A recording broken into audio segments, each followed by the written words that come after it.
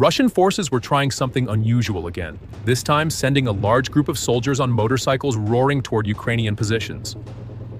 Their plan was simple: stay small, move fast, and flank the defenders with minimal losses.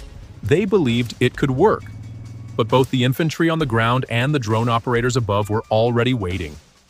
The low rumble of engines echoed through the trees, and the Ukrainians sprang into action. First, they needed to pinpoint where the entire group was coming from. The Russians emerged from the cover of the trees and gave themselves away. At first glance, 4 motorcycles could be seen weaving through the open ground. The Ukrainians were certain there were more. The first wave of kamikaze drones launched, zipping low and fast toward their targets. The Russian riders had no idea what hit them. Explosions tore through the column, and panic set in. Some of the motorcyclists gunned their throttles, trying desperately to escape. But in their confusion, they tangled with one another, the rear riders slamming into those ahead, turning their retreat into a chaotic wreck of twisted bikes and dust. They knew the second wave of Russian infantry would attack alongside, so Ukrainian command wasted no time in sending reinforcements. The battle was no longer just in the air, it was spreading across the ground as well. Amid the chaos, a 3-man Russian motorcycle team was spotted trying to slip around the armored units and flank the Ukrainian lines. A kamikaze drone was dispatched immediately. The strike hit hard, leaving the riders shaken. Desperate, they began dragging their wounded comrade out of the wreckage, trying to escape as Ukrainian eyes tracked their every move. Meanwhile, infantry reinforcements were deployed directly into the firefight, and the field began to boil with intensity. Ukrainian troops advanced methodically, clearing the area trench by trench. Then, the reconnaissance drone spotted something ahead. A lone Russian soldier in a trench, frantically fiddling with his machine gun. But it wouldn't fire. From the command center, Ukrainian officers watched in astonishment. Poor maintenance of his weapon would cost him his life. Coordinates were relayed instantly to the advancing infantry. Grenades rained down into the trench like a deadly storm. The 2 forward enemy positions ahead of them were struck next, this time by Ukrainian drones dropping explosives from above. It was a perfectly coordinated assault, pressing forward both from the skies and from the ground, step by relentless step. Another team dropped into position, slipping through the dense forest to catch the Russian forces in a deadly crossfire. The terrain was unforgiving. The forest itself had become a chaotic blur of smoke and gunfire so thick they could hardly see a few feet ahead. And yet, through sheer courage and relentless determination, they pushed on, their resolve keeping them alive in the heart of the battle. Just as the Ukrainian infantry maneuvered deeper into the forest, it wasn't their eyes but a reconnaissance drone from the command center that spotted the Russian soldiers trying to slip away. The coordinates came through immediately. Without hesitation, an FPV drone was dispatched, striking the targets and eliminating the threat. Now, with the danger removed, the infantry tightened their formation, ready to close in and trap the remaining Russians in a tightening noose. The Russian troops had scattered in disarray, breaking into small groups and vanishing into the terrain. It was chaos, and if left unchecked, they could slip through and stage a deadly infiltration. The Ukrainian command center knew they had to identify as many as possible before it was too late. They called in help from a neighboring drone team. Within minutes, the buzzing of FPV drones filled the air, weaving through the fields with pinpoint precision. Several of the hidden Russian infantry were quickly located and struck where they hid. But not all of them. Some of the scattered Russian soldiers were quickly loaded into military vehicles in a desperate attempt to extract them from the area. But the Ukrainians had anticipated this move and acted immediately. From the very first strike, the Russian vehicles fought frantically to escape, careening across the battlefield without even glancing back at the soldiers who fell from the trucks or vanished in explosions. Their only focus was the main road. If they could reach it, they could pick up speed and maybe shake off the drones that hunted them. One by one, the vehicles were struck down, each eruption of fire and smoke cutting their numbers further. As the FPV drones bore down, panic swept through the Russian infantry. They leapt from their vehicles, scattering into the ruins and brush for cover. But the drones pursued them relentlessly, neutralizing many before they could escape.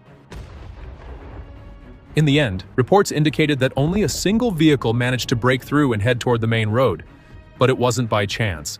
There was a reason that one was allowed to go. Thanks to that vehicle, the hiding place of the Russian assault troops was finally pinpointed. A crumbling ruin on the outskirts of the battlefield. The coordinates were quickly relayed, and a MiG-29 was armed with a GBU-62 bomb and scrambled toward the target.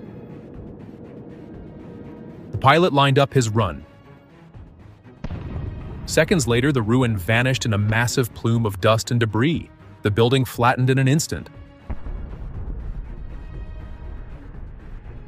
Meanwhile, the battle raged on at full intensity. Ukrainian forces launched a massive assault to drive the enemy out of the area once and for all. Tanks and armored personnel carriers rolled forward alongside the infantry, while heavy surprise weapons waited silently in the rear, ready for their moment.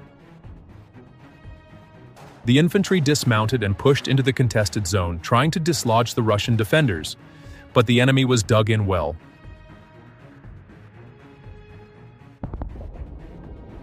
In the midst of the clash, 3 Russian soldiers raised their hands and surrendered. They were immediately taken into custody. Commander Rollo personally insisted on interrogating one of them. Under questioning, the prisoner revealed a disturbing truth. A large Russian battalion was preparing to launch a counterattack very soon. And sure enough, it wasn't long before his words proved true. The Ukrainian command center immediately deployed reinforcements to the field. The fighting intensified, chaos filling the air as visibility dropped, and every meter became harder to hold. Ukrainian troops began to struggle against the renewed onslaught. Heavy weapons roared in the soldiers' hands as they fired back with everything they had, while armored vehicles joined in, unleashing their own relentless firepower. Then, just as the tide threatened to turn, the surprise weapons were unleashed. The enemy's exact coordinates were confirmed, and the order was given to the 155mm guns to open fire.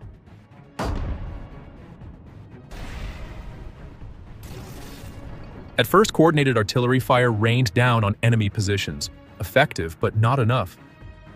That's when the BM-21 Grad systems roared to life, saturating the battlefield with devastating rocket barrages.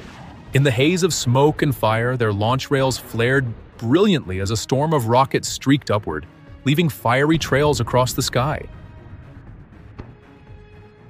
By the end, only a small group of about 9 or 10 Russian soldiers remained. That's when a Ukrainian tank commander made a bold decision. Spotting the scattered group nearby, he drove his tank straight into the woods after them.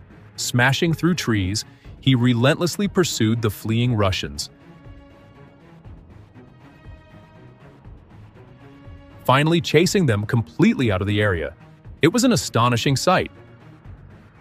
In the command center, officers watched the scene unfold in real time, cheering as if they were watching a scene from Prison Break.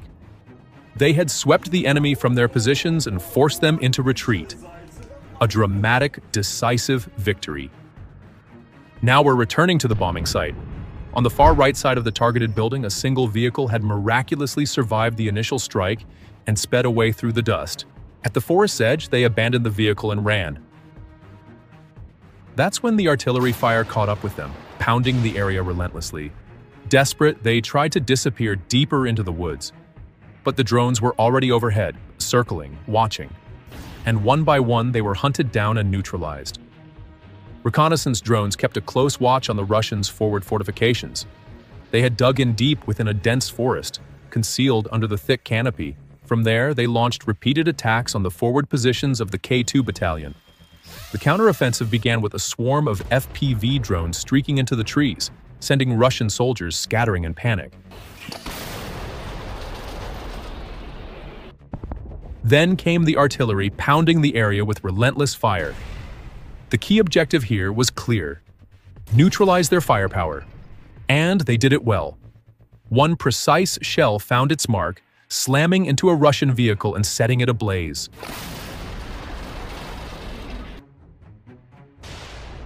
Thick, black smoke rose above the trees as the crew abandoned the wreck, flames licking higher with each passing second.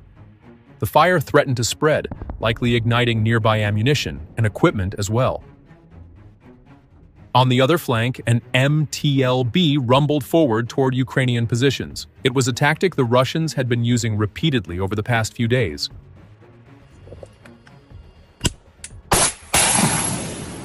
But this time, a waiting anti-tank missile struck it squarely, sending the vehicle lurching to a halt. One by one, the Russian infantry bailed out of the vehicle. They scattered backward into cover, trying to escape the incoming fire. With no crew left inside, a Ukrainian drone swooped in and finished the MTLB off with a direct hit. Almost immediately, a second MTLB entered the field. But it didn't make it far. This one hit a mine that had been planted earlier by the K2 battalion and came to a dead stop. The area was quickly turning into a graveyard of Russian armor. In the next wave, the Russians moved more cautiously. To shield themselves from the ever-present anti-tank missiles, they deployed smoke and even sent up a drone to watch over the advance. At the tip of the column was a tank, followed by two more MTLBs creeping forward. Behind them trailed a cage-armored vehicle moving slowly over the torn-up road. But as the convoy slowed, a Ukrainian drone struck the rear MTLB, knocking it out. The second MTLB tried to press on, racing to close the gap to the lead tank, hoping to find safety behind its armor. Another drone struck it hard, but it kept moving, managing to catch up with the tank. Now the two vehicles were side by side, making themselves an easier target. Ukrainian operators seized the opportunity and laid down an effective blockade, forcing both vehicles to turn back, but retreat offered no real safety. A Ukrainian tank was already waiting for them farther back, though it wasn't even needed. As the Russians fell back toward the factory they had been using as a stronghold, an FPV drone chased them down, ensuring at least one of them wouldn't make it out alive, stopping dead in its tracks. No matter what happens, the Russian troops never seem to learn.